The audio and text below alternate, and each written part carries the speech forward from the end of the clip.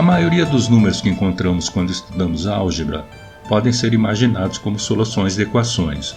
Por exemplo, os números 1, 2/3, raiz de 2 e i são soluções das equações mostradas. Números reais ou complexos, como os acima, isto é, que são uma solução de uma equação polinomial com coeficientes inteiros, são chamados algébricos. Claramente, qualquer número racional a sobre b é algébrico, pois ele satisfaz a equação bx menos a igual a zero. Então, se um número não é algébrico, isto é, não é da forma a sobre b, ele tem de ser irracional. Entretanto, um número irracional também pode ser algébrico, como raiz de 2, pois ele é a solução de x² menos 2 igual a zero.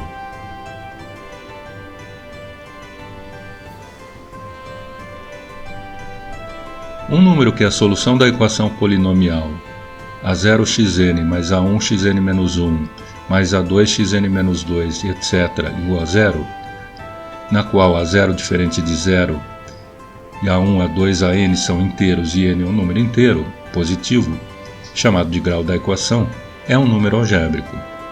A questão que surge é: existem números irracionais não algébricos? Ou seja, existem números que não são raízes de uma equação polinomial com coeficientes inteiros? Por volta de 1850, um novo tipo de número foi descoberto para os platonistas. Liouville provou a existência de números não algébricos. Por exemplo, o número 0,1, 2, 3, 4, 5, 6, etc., sequência dos números naturais, não é algébrico. Esses números foram chamados de transcendentais, pois transcendiam os números que podiam ser obtidos pelas soluções de equações polinomiais. Inicialmente considerados como números raramente encontrados e até artificiais, aos poucos novos números transcendentais foram encontrados, como os dois mais famosos números da matemática, π e e. Não é nada fácil provar que um número é transcendental, pois para isso deve-se provar que ele não é algébrico, ou seja, ele não é solução de uma equação polinomial. Em 1929, foi provada a transcendentalidade de e elevado a π, e em 1930, de raiz de 2 elevado a raiz de 2.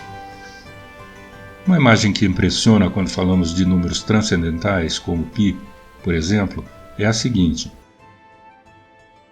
Definimos um número normal na base 10 como aquele que, em média, cada dígito decimal aparece 10% das vezes. Por exemplo, em um número normal, o número 2 deveria aparecer em média 10% das vezes. Assim também, um par de dígitos sucessivos como 25 aparecerá 1% das vezes, e cada triplo como 637 aparecerá 0,1% das vezes, e assim por diante.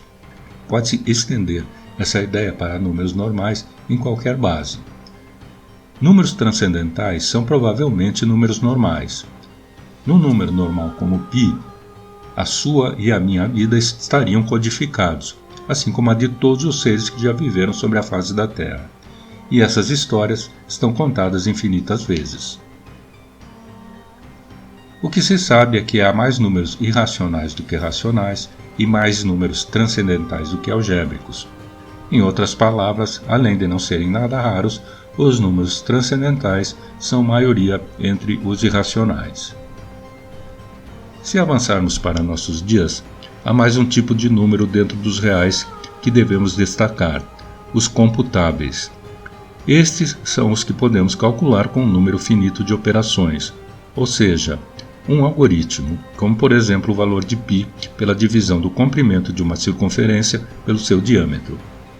Entretanto, como veremos em mais detalhes no capítulo de computabilidade, existem números reais que não podem ser obtidos a partir de um algoritmo, os incomputáveis. Esse tipo de número tem sua importância, pois implica em limitações dos sistemas computacionais.